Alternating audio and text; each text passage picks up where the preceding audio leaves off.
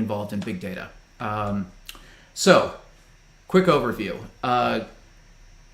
We use Elasticsearch to solve a lot of problems, and it is great, for regular search, and it's got analytics support, so you can do things like aggregations with buckets and sub-buckets and all kinds of filtering. So, an excellent open source project, or not really open source anymore, but kind of pseudo open source project, built on top of Lucene, which is open source.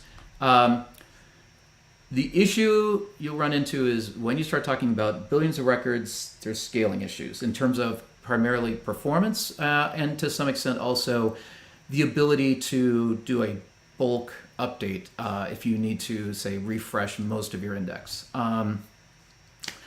And for these kinds of problems, Pinot, especially because of its use and support for star trees, can be a great solution. And of course, with any project like this, there are a couple rough edges you'll hit that you have to work around that I'm going to talk about as well. In this case, some things involving text search and high cardinality fields. All right, so what's the backstory? What's the problem we're trying to solve? We have a client called AdBeat, and they do advertising analytics. So every day they have these scrapers that run that collect display ads on millions of sites around the world. And that data then gets turned into a dashboard and a reporting service. And here's an example of one, like what are the top ads that talk about real-time analytics? Well, critical mention spent 32,000 on an ad that you see little tiny thumbnail there to the left. SAP spent, $18,000 on their ads, and it gives us little graphs of ad spend over time on the right. And there's lots of other things you can do here in terms of like, well, what kinds of ads are people using? Is it flash versus text versus images? Which sites do they advertise on? What are similar advertisers based on sort of using some neural net technology to find similarities between advertisers based on the text they use in their ads? So there's a lot of stuff that in the back end is supporting this dashboard. So this back end, we started this almost 10 years ago, and they had about 200 million records, maybe 5 countries. And one of the interesting issues is they needed to be able to filter by ad text, like sort of free-form ad text search. Find me ads that talk about, weight loss, and you needed fast aggregation. So show me the top 100 advertisers that use ads that talk about weight loss in the last 90 days in the US.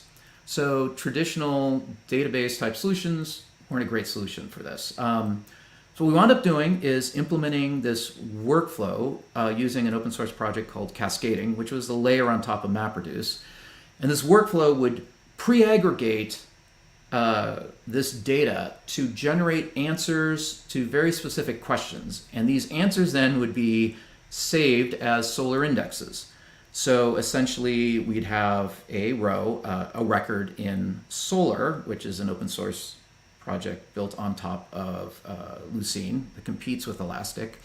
And you could basically say there would be an aggregated record that says over the past 90 days, how much did this advertiser spend on this publisher, by this type of ad.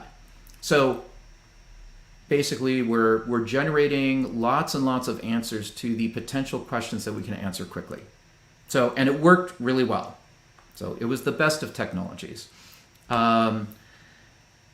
But over time, that changed. So one of the issues is as the amount of data increased to billions of records and 26 countries and more dimensions, is it a native ad network or non-native ad network? Each one of those creates a problem of combinatorial explosion. You get more and more possible questions unless you start preventing people from asking those questions. And to keep the amount of time required to generate these indexes over more and more data, we wound up doing all these helicopter stunts in cascading. So these workflows became incredibly complex. And the thing you realize is, most of these pre-calculated answers that you're doing are for questions nobody's going to ask. Like nobody's going to care about the top advertiser on some obscure publisher in Turkey. Like that's just not a question that's going to get asked. So we're wasting a lot of compute resources calculating these answers that aren't useful. And a key point is, in order to make this work, to not have a ridiculous number of pre-calculated results, we had fixed date ranges. It was like the past 30 days, past 90 days, past 180 days. So you couldn't do ad hoc queries, which was becoming increasingly important. Like you want to be able to compare Q4 of last year to Q4 of this year. And then finally, a key question is always, is the open source project that I picked, is it gonna live? And cascading, unfortunately, is kind of end of life. It was great back 2009, 10, etc., but it didn't really make the transition to being something that worked well with more modern big data processing technologies, primarily Spark and Flink. And then Solr, if you've been tracking the Solr community, it's been struggling. I mean, there's been talk of forking it, and there's been a lot of progress has slowed in Solr over the past couple of years, in my view. So I feel like Solr is struggling, and here's these two key technologies that we're building this whole thing on top of. So it was the worst of technologies. And we knew here was where we wanted to be. We wanted to support 25 billion records over 5 years, and this thing of ad hoc queries and aggregations. And we wanted our workflows to be very simple, not complex. I mean, there's a handful of people in the world that would be able to do a good job of supporting our current cascading-based workflows because of the complexity and because there's not a lot of people using cascading these days. And in order to hand off more of this to our client, we needed less custom Java code. So what did we do? Well, the first thing is we switched from cascading to Flink. Flink, way better performance, makes much better use of memory. It's got a very active community. So it's that piece, and that has gone well. And then we decided to use Elasticsearch. We knew Elasticsearch. We did an initial proof of concept a couple years ago, hit some walls, put it aside to deal with more pressing issues, made a second run at it starting last year. So one of the things when we were doing this POC is to model the queries first, and that's also the same thing if you're doing anything like with Cassandra or any of these solutions where you really need to understand what kinds of questions you're asking to know what the schema should look like and what the potential issues are. So we knew there were things like we needed to support filtering, right? In the US with a particular ad type, and we knew we needed grouping support, group by advertiser with aggregations like summing the ad spend. And then we want to sort things by these ad spends, and we have not paging, but we need to be able to do these deep sort of result sets, especially for when we're generating reports. So how do you make it fast? Well, the standard solutions are you have a lot of memory and you have a lot of processing power, a lot of cores. So we were doing this using AWS. AWS has hosted Elasticsearch, so we would set up like 8 of these very beefy servers as a typical configuration. One of the issues here is you find out that hosted Elastic in AWS is really expensive. Like we left a large cluster running for like a week or a week and a half, and the client noticed it. It was several $1,000s. You need to use a columnar data format, data organized by column versus by row, and great, Lucine's got doc values. When possible, you want to reduce the amount of data, not so much with pre-aggregation, but with sort of pre-grouping. The issue here is, like for a given ad, you have a bunch of data that's fixed. What's the ad text? What's the ad type? Who's the advertiser? And then there's the variable data, like day by day, all the different places the ad showed up, and for each instance of the ad that showed up on this publisher, what's the estimated ad spend? So that's the variable data. And if we can combine those, then we avoid replicating the fixed data across every record. So it's a sort of a way of normalizing the data. And Elastic has the support for parent-child relationships, where you can have a parent record, which in our case was the base static data for an ad, and then the child data is each instance of that ad that we found, where it was located, what date, etc. And finally, you can do pre-aggregation. In our case, what kind of pre-aggregations can we do? We can do roll-ups for each unique ad on a daily basis, and eventually we wound up having to try monthly roll-ups. And those roll-ups are happening in the Flink workflow. So what did we learn? So yes, Elasticsearch can obviously handle these kinds of queries, the filtering, the grouping, the ordering that we needed to do. It actually has a very good sort of bucketing and sub-bucketing support. So you can say bucket by advertisers, sub-bucket by ad type, sub-bucket by date, like limits inside of each of those buckets for how many records we want to see. But when we got to, say, 5 billion records, even with those 8 really beefy servers in the cluster, a query could take 30 to 60 seconds. And for a dashboard, like kind of the rule of thumb is if it takes longer than a second, you have a problem. And we're like, well, we're not going to have a cluster with 30 times more servers in it. Some other issues we ran into is Elastic really is sort of a search-centric solution. So when you do aggregations, the results you get are kind of correct. It'll like if you say, give me the top 100, you can control this, but on each shard of your index, it'll sample 100 or 200 or 300 of these and find the best of those and then combine them. But what that means is if you have data skew across the shards, you can wind up with results that aren't accurate. They're kind of correct, but they're not actually correct.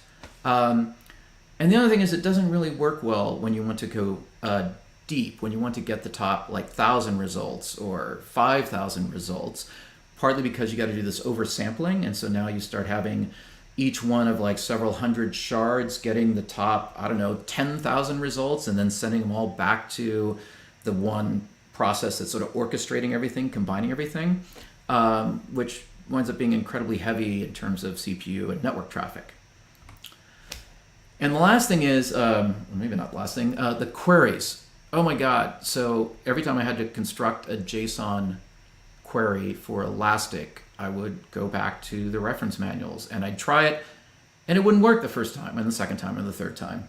And if you constructed your query incorrectly, like from one bucket you referenced another aggregation and you used the wrong name, you would just not get the expected results. You wouldn't get an error, you just wouldn't get the expected results. So very hard to deal with. And lastly, and almost the killer on us, was you can't build Elasticsearch indexes in your workflow. The only way to build these indexes is you are making REST calls to push the data to AWS. And when AWS, like the cluster got overloaded, you'd get errors back saying, and basically the error would be like, get more servers. Like that was the answer. Like just get more servers.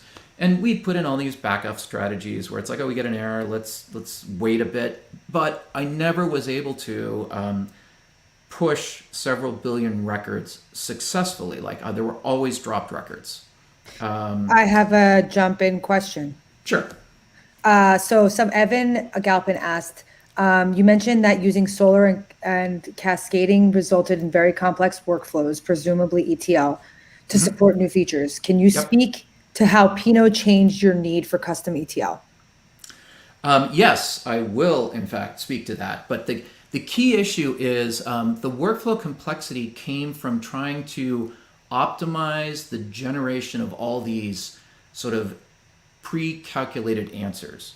Right? We in the cascading-based workflow, we were pre-aggregating basically every possible answer that we wanted to provide.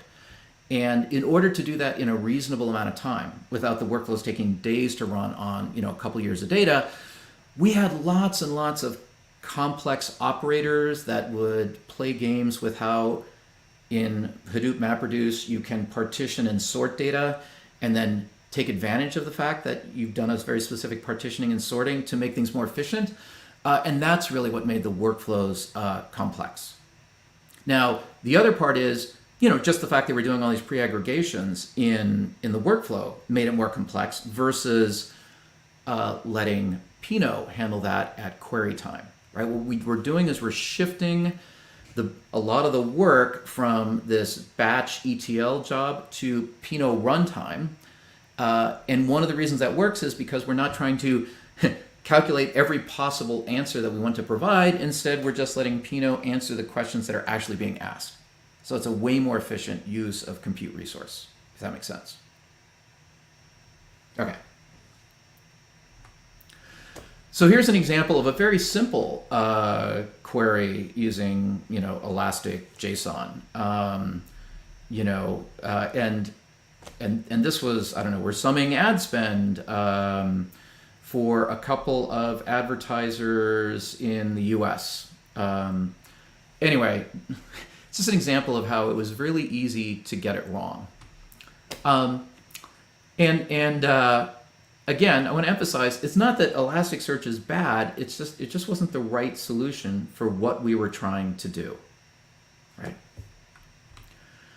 So it was near the end of the second run at the POC, and I was kind of depressed because I felt like we could get it across the goal line, but it would take so much work, and the results would have all these weird limitations, and a client wouldn't be happy, and there was no win there. But I'm tracking, I track stuff going on with Flink. And I saw this blog post, I think it was maybe at LinkedIn, where it's like, here's how we use Flink with Pinot.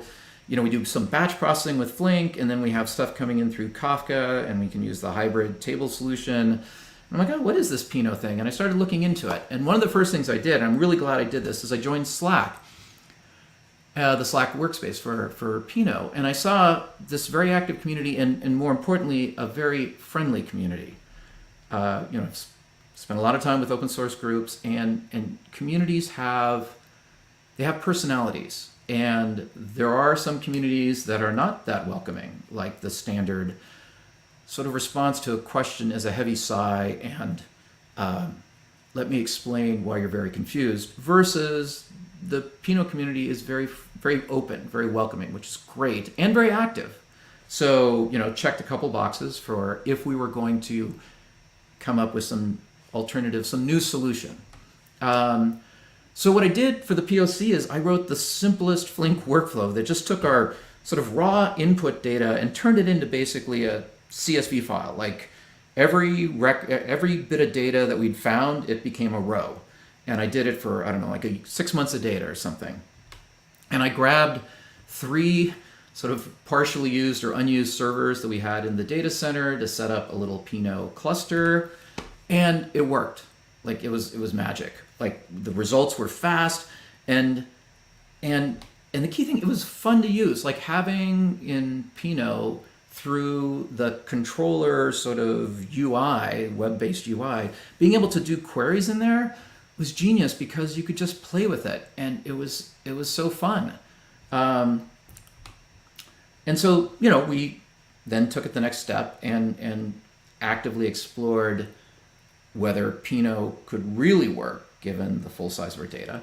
And we found out some benefits to Pinot. So one is, it really is designed for dashboards, and that's the AdBeat use case. Basically, we've got a dashboard and we've got some reporting, so we need fast responses to these ad hoc queries. The workflows became much simpler. We basically have, these text files that have sort of the raw crawl data, the raw results of scraping ads. And we could run them through a pretty simple ETL process to generate these CSV files that we would then import as offline tables into Pinot. And then I hadn't really understood the benefit of supporting a SQL interface, in that what it meant is now our client could be responsible for generating the queries against Pinot. In the past, we had this sort of Java middleware layer that provided a REST interface for making queries, and we'd get the query and translate it into one or a couple, typically Solr queries, where then we take the result of each Solr query and we repackage stuff and we send it back. And anytime the client wanted some change, then there was this whole process of defining the API and adding support into the Java middleware layer and redeploying it, versus here it's just, can you do it in SQL with our current table? Great, go forth. And the fact that we had the necessary low latency, sub-second response times to even fairly complex queries. And we could go deep. We could get the top 1,000, the top 5,000 results, and it wasn't causing a lot of problems with the cluster. And it could scale to billions of records thanks to star trees. So something to understand is if you do need to query billions of records quickly, like there's really two solutions. Either you got everything in memory. I don't know, you use Apache Arrow and you've got everything in memory, you know, and then you've got like some number of beefy servers. Or you do have to pre-aggregate something, and star trees are a way of pre-aggregating. Because otherwise, if you have to run over billions of records, it's just going to take too long. And what's funny is there was this bit of text on star trees that I read that was the key thing about saying this is going to work for us. Talk about, there's two approaches. There's ones where you've got this limit on the amount of space required, but it's kind of unbounded how long a query takes. So this is like Elasticsearch. If we just put the raw data in one row per record, we don't need a lot of space, but a query could take an unbounded amount of time. And on the other end, there's what we were doing, which is pre-aggregation with cascading and Solr. And you can say this is exactly how long a query is going to take as long as the query matches an answer you've pre-calculated and put into the Solr index. But as we found, combinatorial explosion, you get this explosion of storage space and, for our case, the processing time required to build these indexes. And this star tree is this sort of, you know, not too hot, not too cold, you know, middle just right solution with this trade-off between space and time. So what were the drawbacks that we found with using Pinot? So one was, okay, setting up the cluster is definitely more complex. You got Zookeeper somewhere, not actually part of the cluster. Please make it separate from the cluster. You know, you got a controller and brokers and servers. And typically you want to have some shared file system like HDFS, or maybe if you're in Amazon S3 or Google File System for your deep storage for segments. The next issue is that, you know, really being able to do freeform text queries for filtering, that had just been added to Pinot when we started using it. And it only worked with the US at the time, like it was only the English analysis chain. And it was pretty new. And so we wound up doing our own thing, and I'll talk about what that was. And then the last thing is high cardinality fields don't play well with star trees. And what that means is if you have a column that needs to be part of the star tree, so it's the dimension column that, you know, you want to be able to do to use when you're doing your aggregations, and that column has a lot of unique values, then what you wind up with is a lot of records in your star tree. And so then you don't really gain that much from star tree. You still have like maybe billions of records that you have to process. And if you have to process billions of records to get an answer, it's not going to be fast. And I'll talk about how we worked around that problem. So first thing, do-it-yourself text search. What do we do?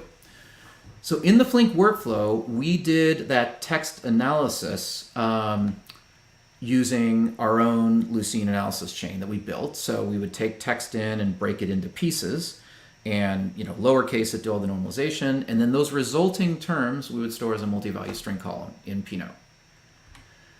At query time, you do the exact same analysis to create the set of terms that need to go into the where clause.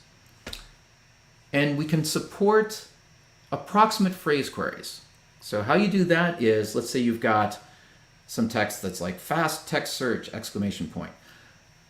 You tokenize it and normalize it. So uppercase F becomes lowercase, get rid of the exclamation point. And then the words you get the single words and the words that are adjacent to each other. So you wind up with fast and fast text and text and text search and search. Those are the terms that are going into your multi-value column. And when you do your query, you can take, if you actually want to do a phrase query, you can do the same process and then actually generate the query just using the 2 grams in here, the 2-word shingles. So you can do a search on fast text and text search. But we're not storing positional data, so you can get false positives. So like if the text you actually had was the key to fast text is to index so your text search works. So that chunk of text has fast text in there and text search in there, but they're not right next to each other. So you get a false positive. What we found looking at your query logs, and of course everybody always keeps your query logs around, right? Because that's like gold for this kind of analysis, is that people rarely did real phrase queries. And the other interesting thing is, if you do fast text search, you actually want to find documents that often talk about that have fast text separate from text search. It actually, in some ways, improved the quality of our search results. So we called it good. And then the second thing is this curse of high cardinality. So in our case, 25 billion records, you actually get 6 billion unique ads. So each ad, on average, occurs 4 different times, either different days or on different websites that we collect. So, yes, we can take 25 billion records and turn it into 6 billion sort of entries in the star tree. So maybe it's a 4x win. Actually, it wound up being more like a 3x win. But what it meant is it took a query that was 30 seconds long without star trees down to about 10 seconds. And 10 seconds is still too slow, right? So how do we have fewer groups? Well, power curve to the rescue. So this is the 80-20 rule, which means generally, for most things, most of the time, like 20% of your whatever is 80% of the other thing. So in our case, 70% of ad spend is by the top 5,600 ads out of a total of 370K unique ads. This is for like one day, I just grabbed a slice of data and used Pinot SQL queries to get these answers. And if you look at the graphs, the one on the left is across all countries for that day. You can see the very top ad had a spend of almost 220,000, and it rapidly drops off, and it just goes flat forever. This is just the top 1,000, right? If I narrow it down to just ad spend in the US, then the top ad's about 110,000. You can see the curve's not quite as smooth. It's a little jankier, but it's still clearly a power curve, right? So the key is, if we're saying, give me the top advertisers, or the top ads, etc., by ad spend, then if we could identify which ads were these top ads, we could put only those in our star tree. So we need to add this top ads flag to our records. How do we do that?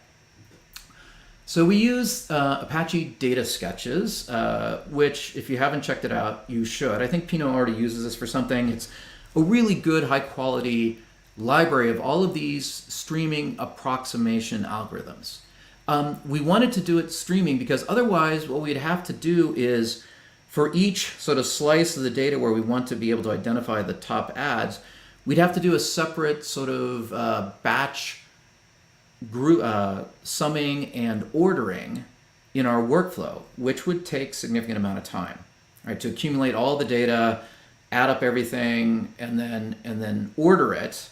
It just blocks the workflow. Even though we're running batch jobs, we get a lot of efficiency because data winds up streaming through it. So we don't want to do that. So what we use is the KLL floats sketch class from the Apache Data Sketches library, which, as you add entries to the sketch, it gives you an estimate of their percentile. And we said we only want ads that are going to be in the top 90th percentile. And of course, it's approximate, but it has false positives, which is okay. If we have a few ads that have the flag set, it isn't, that shouldn't really be top ads, that's okay. So then once we've got this flag set, we can use it in our star tree definition as was one of the dimensions. And doing that dramatically reduced the amount of data that had to be processed when we did a top ads query. So now that query that was taking 10 seconds took 300 milliseconds. Now, note that this assumes we're sorting high to low. It's like sum of ad spend descending. And in our previous product, we could sort either direction. We didn't care. But nobody cares about the worst ads. Like, nobody says, hey, show me the really lame ads. Like, they're always like, show me the top performing ads. So again, we knew we didn't need to support that. Now, the more you narrow down the data set, like as soon as you start narrowing down the data set using dimensions that we didn't use when setting that top ads flag, you no longer can rely on doing a query with top ads as true because your data will be skewed. You'll start getting incorrect results. But once you start filtering, the size of your data gets down to where performance is still okay. Right? The issues we had were when the filtering still left you with very large data sets, like filter to just US or filter to US native ad networks, and we had so much data that the query took longer than our target. That's the cases where we needed to calculate and set this top ads flag. Any questions about that? Nope. All right. So, I've talked about how our workflows get way simpler. So this right here is actually a simple Flink workflow, which looks maybe more complex than it really is. Like I can see now there's 5 boxes along the bottom here that are just there to calculate some additional data that doesn't go into Pinot. We feed it back into the system, sort of the scraping system. So it's not really part of our workflow to build these Pinot files. There's boxes in here where we're parsing the ad text and we're calculating the top ads flag, and we're joining in data like image data and, some information about advertiser categories. So there's a lot of, it's mostly joins that are going on here. So the data flow is basically every day we say for our current month, like right now we're in June, we take however many days we got in the current month and we process them with Flink and we build a segment, or actually a set of segments, one for each country. And actually we have multiple segments for the US so that our segment size kind of hits the sweet spot. Like you don't want segments that are too big. So we partition the US month segment into 10 subpieces by the unique ad sort of identifier. So we generate, basically 35 segments. And then we push these into HDFS,